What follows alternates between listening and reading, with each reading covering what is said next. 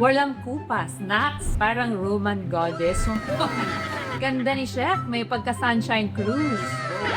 Eto yung chef na di masarap magluto na dahil sa visuals. Grabe ka naman kuya. Lumigis ka na ba? Papakaingi kita ngayon para I'll prove you wrong.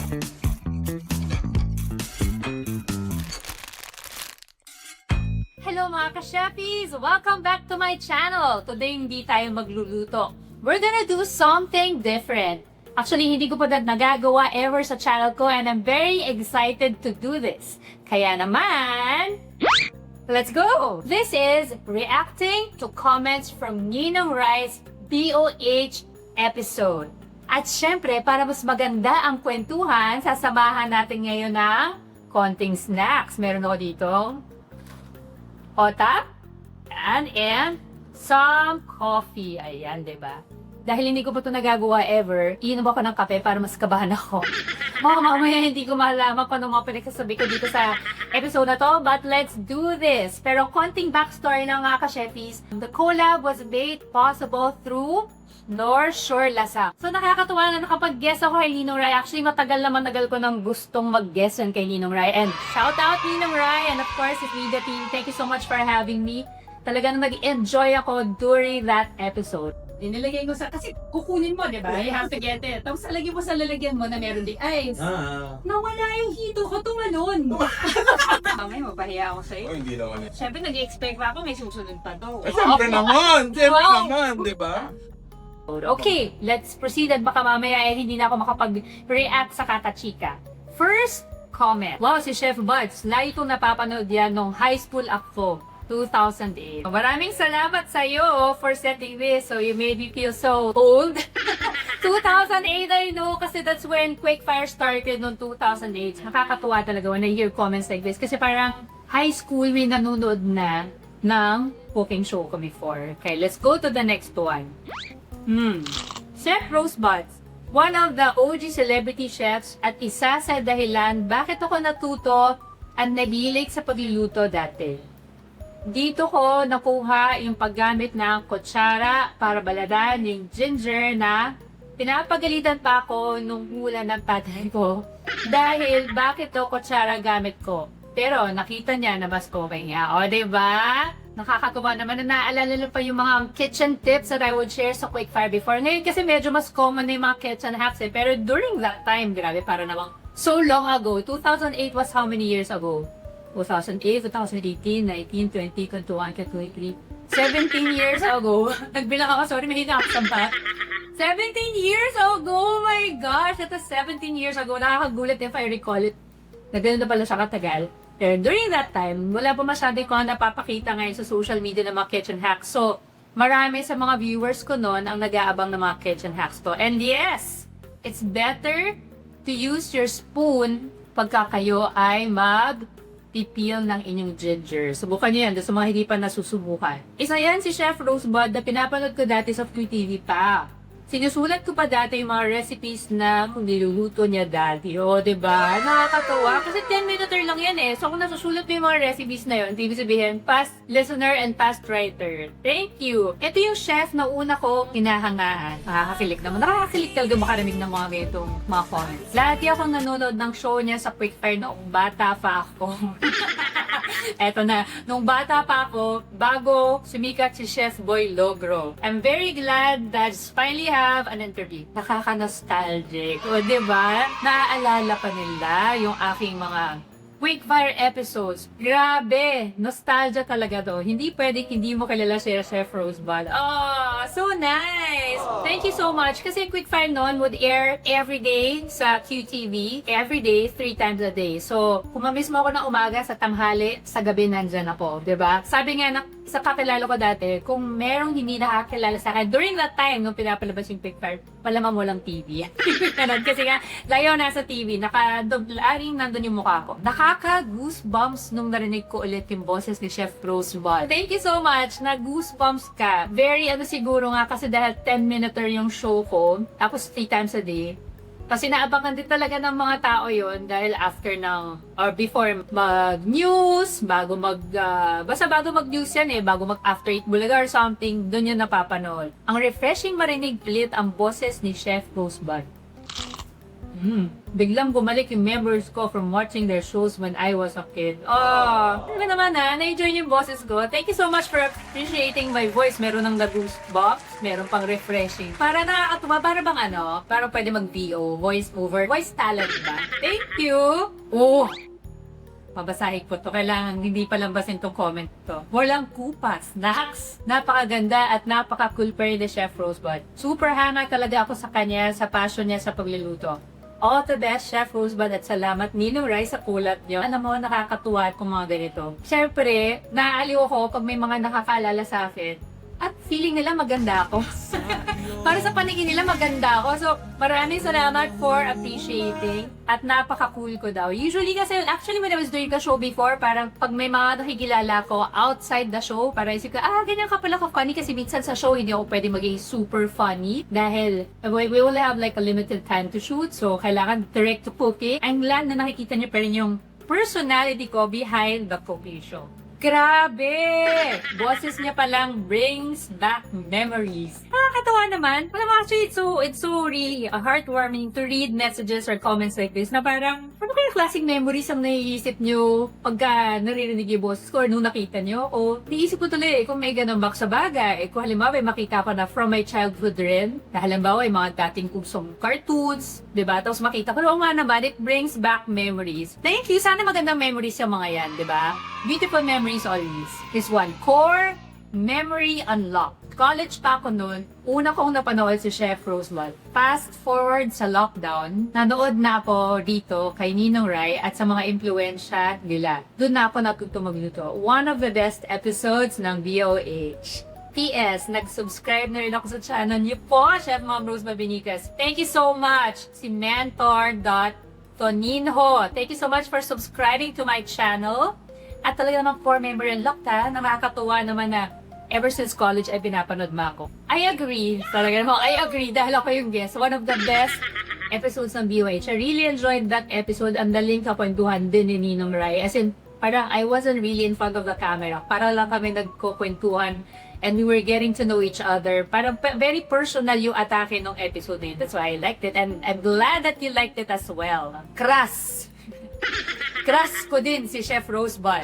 Ito yung papanoorin mo muna bago ka pumasok sa school eh. Grats, Nino. Yeah, diba? Crush ko ako. Thank you so much. Maraming nakaka-appreciate sa aking, siguro dahil marunong ako magluto, kaya marami nakaka-appreciate it sa akin. Kasi syempre may dating din pag marunong magluto ang isang tao. Oh! OMG! May papiyok-piyok pa. Chef Rosebud is my childhood. Ano kayo no feeling? Childhood. Parang, alam mo ganito yung feeling ko pag sinasabi ko dati na si Walk With yan, o kaya Madaza, kung napapanood ko, di ba? Kaya sila Silverino Sogala, yung mga ganong culinary stars before nung childhood ko. So parang nandun na malaka sa level na yun. Or parang at least tumatak ako sa inyo, di ba? Or yeah, I'm older now. Gusto ko lagi gadgets ni Chef Rosebud sa Quickfire. Nako, totoo yan. Yung gadgets ko sa Quickfire noon, marami nag-aabang. Yung aking electric peppermint, yung aking garlic chopper. Nako, kung napapanood niyo yan, doon marami nagtatanong sa akin before kasi may email ako before nung when I was doing the show. Ang dami questions about it na sa nabili garlic chopper. Sabi lang muna ako.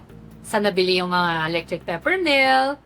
Sabi ko dapat nagbenta na pala ako ng panahon na yun. Baka kumita ako. Uuso yung mga live sa mga social media ngayon. May TikTok, Shopee. Baka pumita ako ng mga panahon na yun. Marami ako nabentang gadgets. Grabe, maghigit isang dekada na yun. Nostalgic. Actually, I was just counting it. 2008 was 17 years ago. Nostalgic. I'm so happy na maraming natuwa when they saw me. Di pa uso yung YouTube para panoorin mo kung paano magluto. Pinapanood ko na dati yan si Chef Rosebud sa QTV Channel 11. Thank you! Yes! Wala pa masyadong YouTube noon. Actually, may YouTube na. Pero hindi katulad ngayon na talagang people go to YouTube to watch. Hindi pa katulad ngayon ang social media influence ng panahon na yun. OG ng cooking show! Ayan. Pag sinasabing OG, original siya. Diba? Hindi old girl Baka sabihin niya old girl. Kasi meron akong alam na kaibigan ko niloko. Alam mo yung sila OG? OG ka daw, old girl. Hindi. Or old guram. No, OG. Original ako ng cooking show. Kasi, nung kako-start ng QTV that time, nung na yung Katok with the rest of my friends from the Katok chefs. And then, nung 2005 yun. And then 2008, yung aking quick fire. Kilala ko yan si Chef Rosebud sa Del Monte Kitchenamics. Tama na sana pero hindi Del Monte Kitchenamics. Okay, lagi na ko confused yan. That wasn't my sponsor. But yes, it wasn't Del Monte Kitchenomics. It was with Ajinomoto Umami Super Seasoning. Kung natatanda niyo ba yan? Ako yung ginabago nila before na Umami Moto. Wow! Ito yung chef na di masarap magluto na dahil sa visuals. Grabe ka naman kuya. Sino ba to? Sorry God for my sins. Hindi na ako masarap magluto na dahil sa visuals. Paano naman nalaman ko hindi ako masarap magluto? May guess ka na ba? Papakainin kita ngayon para I'll prove you wrong, okay? Paano mo nasabi ito?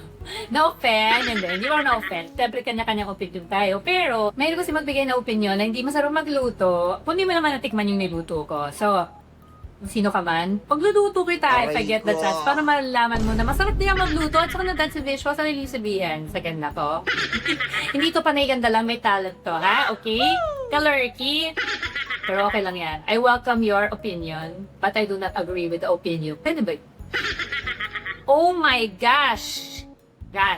Siya ang favorite ko dati sa Channel 11. Ba't ganon? 23 na ako, siya, ganyan pa din ang mukha, very fresh. Wow, thank you so much. At 23, how old were you then? 17 minus 23, 17, 18, 19, 6 years old, pinapanood mo na ako. Nakakatuwa naman. Malamang kasama mo either nanay mo, o tatay mo, pwede rin, or lola mo na nanonood. Maraming salamat. Bakit ganon? 20 kila ko siya ganyan pa din po pang very fresh. Tuloy pinagaganda nyo talaga yung araw ko ngayon. Ang daming pambobolang nagaganap dito sa comments. But thank you so much.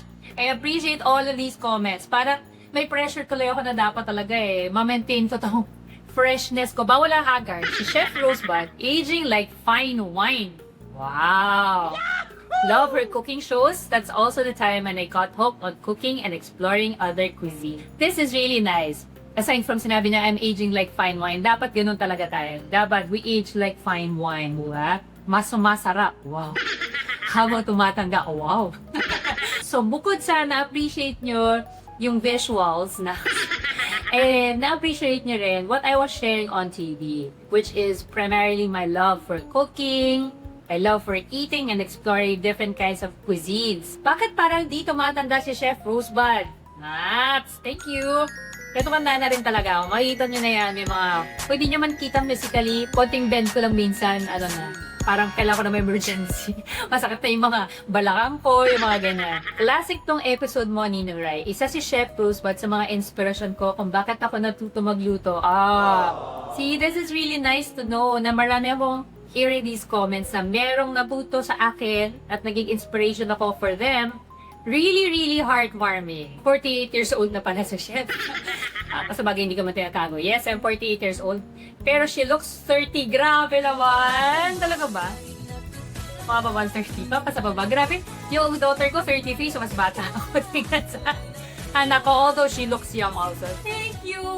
Grabe. Di tumatanda. Beauty pa din. Parang Roman goddess. Huwag ka magpapacheck na mata ever, ha? Tama yung eyesight mo. 2020 yan. Charot! Ganda ni Chef. May pagka-sunshine cruise. Oh, thank you! Maraming nagsasabi niyan sa akin na medyo kahawig ko raw si Sunshine Cruise. At actually, nakasama ko na siya sa isang guesting before, but not with Quickfire. Sa Kato, medyo hawig nga kami. Kung nandun nga kami sa camera, iniisip nila para kami magkapatid. Habang nanonood ako nito, may nasa isip ako na kamukha na artista ni Chef Rosebud. At naalala ko nga, kamukha si Chef Rosebud ni Sunshine Cruz. Galing! Wow! Talaga naman, pero alam mo, nakakatuwa rin yan. Actually, hindi ko alam kung maganda ba na I'm being associated or compared or para identify na, si Sunshine ka ba? Minsan tuloy pag may nagpapapicture sa akin sa Boldarde, nung mga panahon na sikat ako, pag may lumalapit sa akin, tatamik ko talaga, kilala ko ba kung sino? O baka mafia sabihin kasi si Sunshine Cruz, di ba? Pero in fairness naman, they know they're Chef Cruz live. Reading all the comments, hindi pala ako nag-iisa. Kabina nga po sa mga natutong magluto at a young age dahil kay Chef Rosebud. Sabi ko pa kanina, parang familiar face. Siya pala yung chef sa Quickfire at Kato.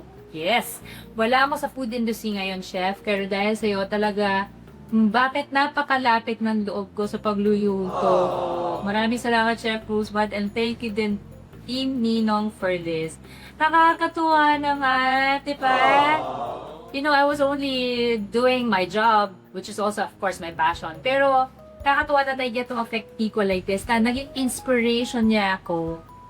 At napalapit ang loob niya sa pagluluto. Thank you! Thank you so much for setting this comment. Ayan. She's one of my fave chef dati. Kaya ko pinursu din ang pagiging HRL. Ang naalala ko din yung sa butchery class namin na papatay kami ng mati. May ganun. Umiyak pa ako kasi ayaw ko talagang kumakain ng hayop. Ayan, kasi nakwento ko nga dun sa kay Nino Rai, dun sa BOH episode na yun, na during culinary school, kailangan kong pumanday ng So, pareho kami ng experience. Nakakatuwa naman. At dahil sa akin, kaya mo binursuang yung pag-HRM. Thank you! Thank you so much for sending this. I hope that you're enjoying your career now as, in the restaurant or in the food industry. I lost Papa when I was young. Mama had to work. Before Papa passed, si Mama ang nagluluto sa bahay. Nung mag-work siya, wala nang nagluluto sa bahay.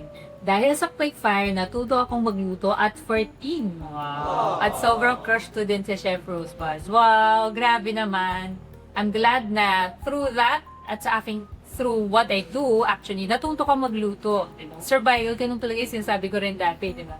You don't cook, you don't eat. So, kailangan talaga tayo matuto. It's actually a skill set that we all have to learn. No matter how basic, we have to learn it.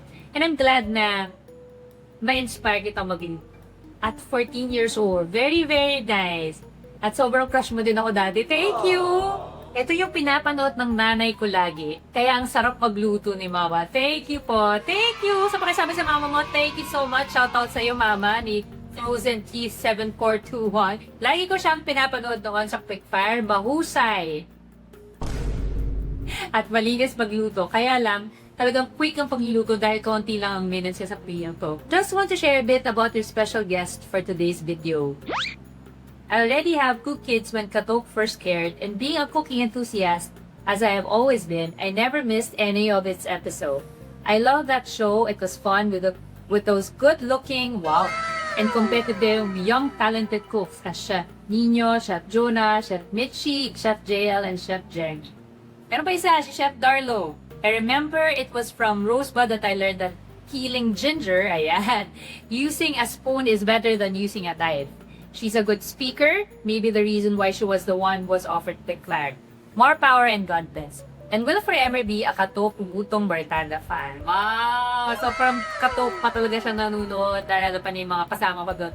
Thank you so much! And yes, we were, actually, si Chef Jeremy nun wasn't part of the original 5. When JL left, Chef Jeremy entered, but Chef Darlo, yung isa sa makulit ko rin na mga kasama sa Katok. It was really a very fun show. I was there for 3 years, and then Quickfire was offered to be. Maybe one of the reasons why is because, yun nga, kaya ko sa camera, diba? One of the reasons. I'm sure there were a lot of other reasons because that's why they got me. Ayan, thank you so much sa lahat ng mga comments nyo dun sa video ni Ninong Rai sa collab namin. Maganda akong basahin. At saka, nakakatuwa kasi it made me realize na marami talaga nanonood ng show ko dati. Yung mga bata, matanda, di ba? From all ages. And marami akong na-inspire na mga tao through what I did before. And I hope na hanggang ngayon, na-inspire ko pa rin kayo sa mga videos that I get to create. Di ba? Sana na-enjoy niyo yung video na ito as much as I did. And I hope to make more videos like this in the future, mga ganito reaction videos. Nakakatuwa, chika lang na chika talaga today. Marami pa tayong bagong surprises at content dito sa aking channel. Mama Chefis, don't forget to like and subscribe and let me know your thoughts in the comment section. Till our next video, Mama Chefis! Bye!